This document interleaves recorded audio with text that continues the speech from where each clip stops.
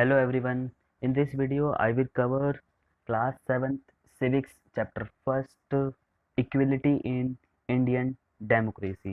Video को देखने से पहले आपको इससे पहले बनाई हुई मेरी वीडियो को भी जरूर देखना चाहिए because I have clear what is democracy, what is government, what is constitution. तो द बेसिक क्वेश्चन मैंने ऑलरेडी इस वीडियो में कवर कर दिए हैं। अब इसमें हम मूव ऑन करते हैं कि इस जो चैप्टर है उसमें क्या क्या पढ़ेंगे। बेसिकली हम इसमें देखेंगे critical role of equality in democracy or the constitution of India guarantees equality to all citizens.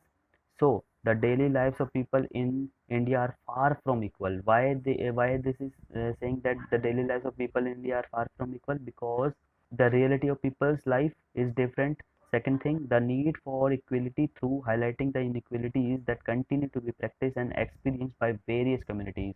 So it is also an important topic. इसके बाद हम देखेंगे द कंसेप्ट ऑफ डिग्निटी कि what to mean by dignity, और हम dignity violet होती है या फिर एब्लॉइज होती है या फिर वो हर्ट होती है।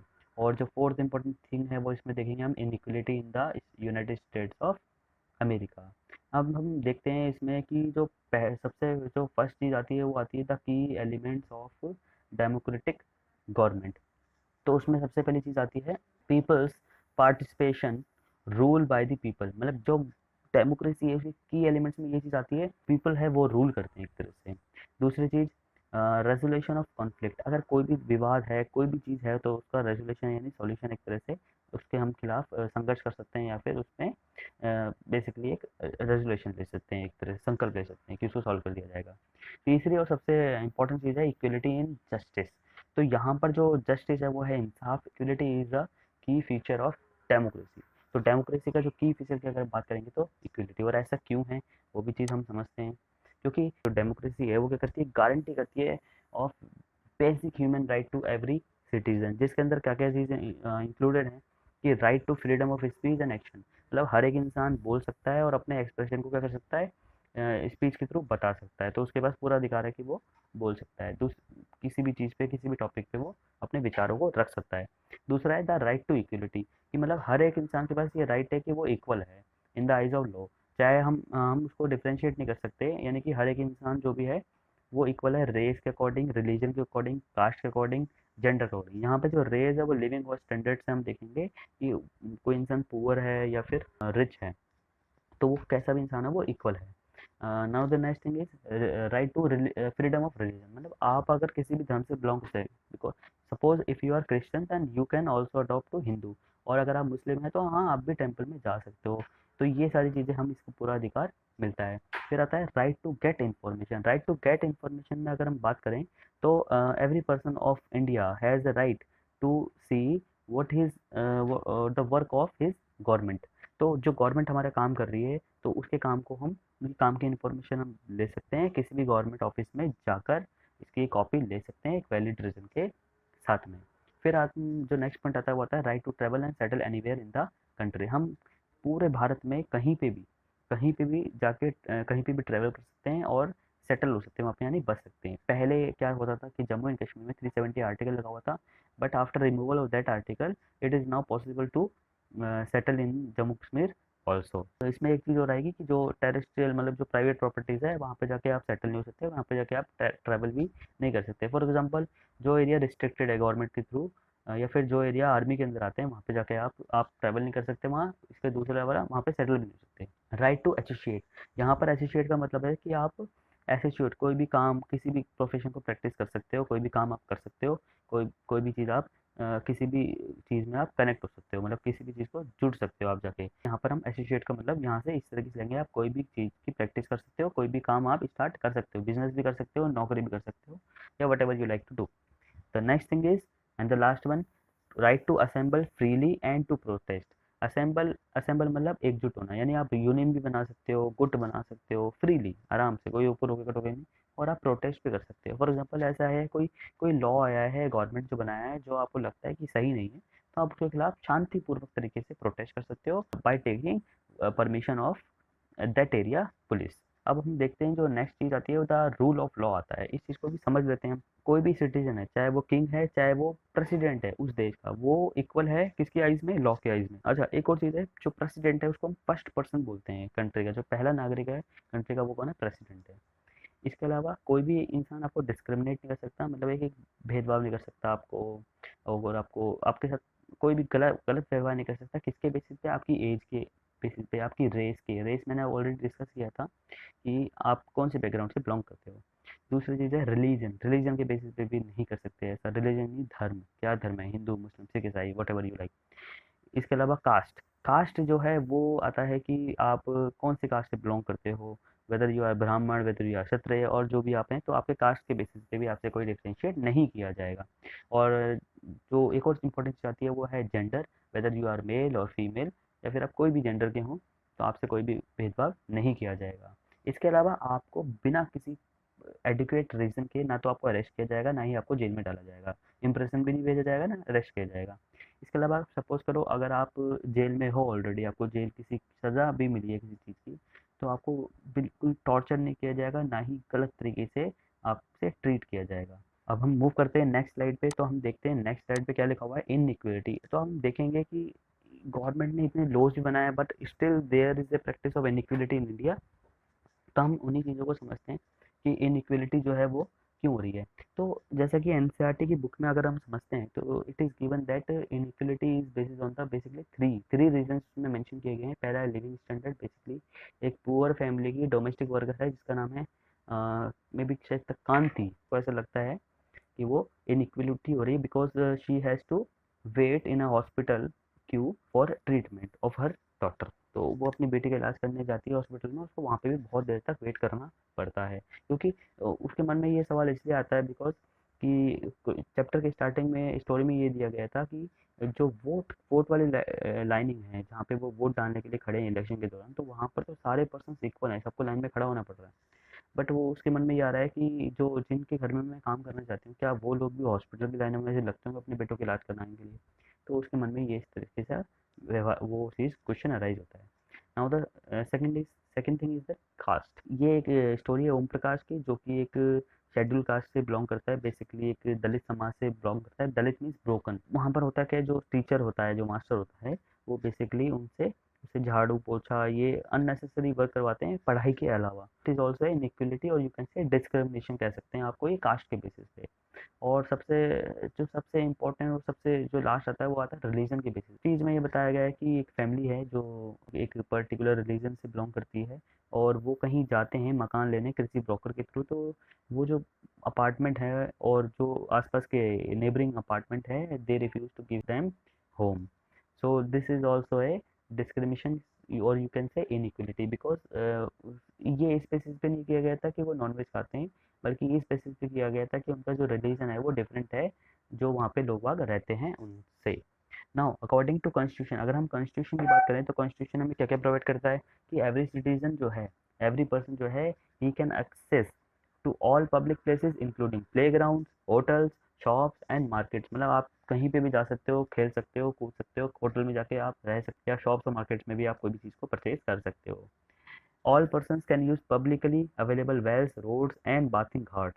यानी कि अगर आप किसी भी पब्लिक प्लेसेस के जो भी कुएं हैं, रोड हैं, उनका यूज ले सकते हो, और कहीं किसी भी घाट पे जाके आप नहा सकते हो।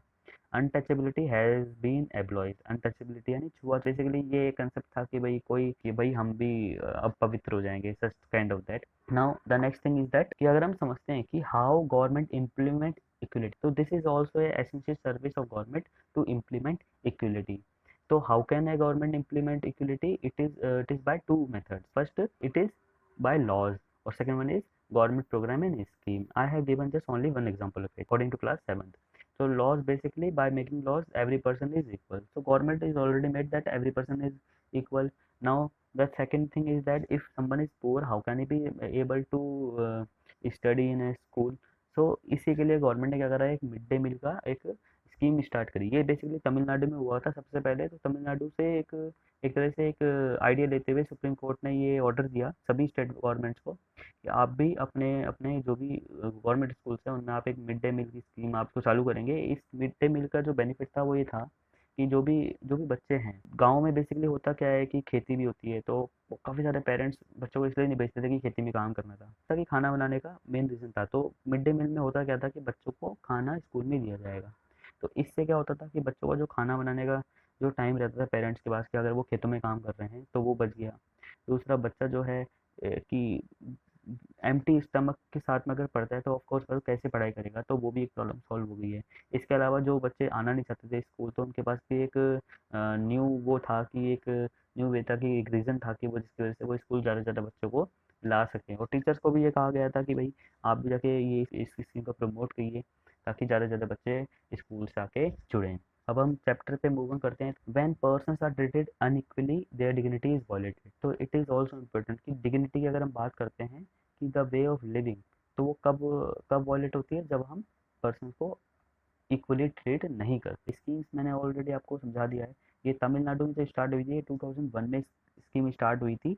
देखा था कि स्टेट गवर्नमेंट्स को कि ये प्रोग्राम को इस प्रोग्राम को स्टार्ट करें एटलीस्ट 6 मंथ्स के लिए और देखें इसके पॉजिटिव इफेक्ट्स हो। तो होम फॉर लंच, तो घर नहीं जाना पड़ेगा बच्चों को लंच करने के लिए।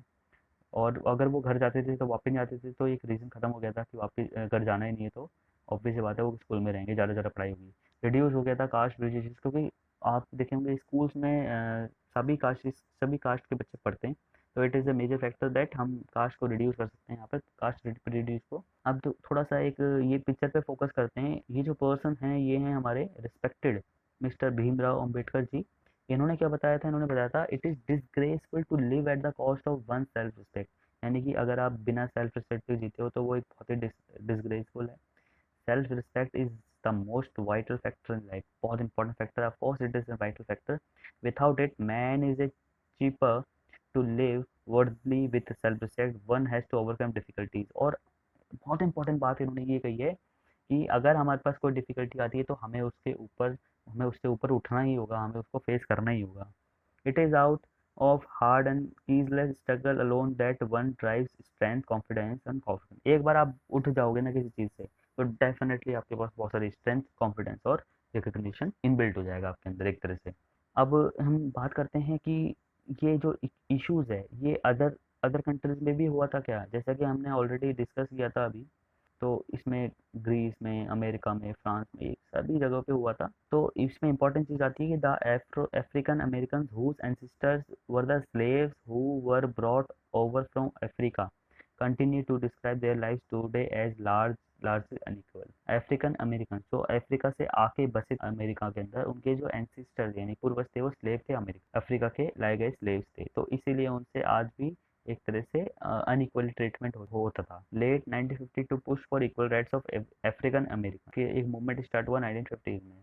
इसमें होता क्या था बेसिकली कि अगर कोई पर्सन है जो अफ्रीकन अमेरिकन है तो he has to leave his seat for an white person. Basically काले और गोरे का रंग भेद होता था इसके अंदर। तो इसमें एग्जांपल दिया गया है, व्हेन ट्रेवलिंग बाय बस they either had to sit at the back of the bus or get up from their seat whenever a white person wished to sit. So African Americans were treated extremely unequally in the United States and denied equality through law. तो African American को equal rights नहीं थे।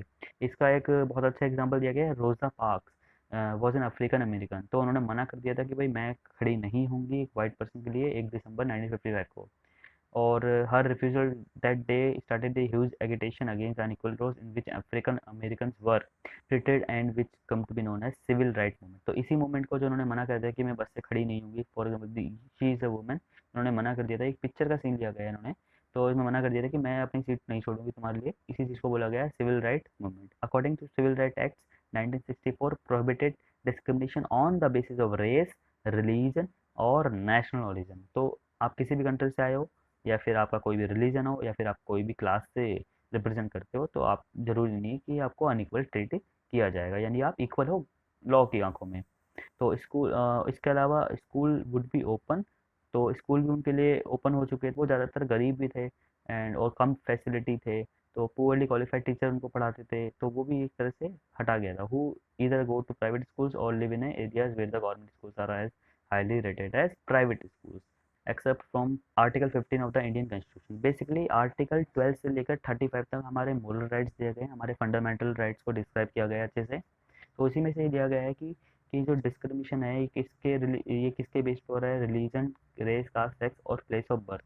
तो ये इसको discriminate किया जाएगा, ये नहीं होगा, ये नहीं माना जाएगा।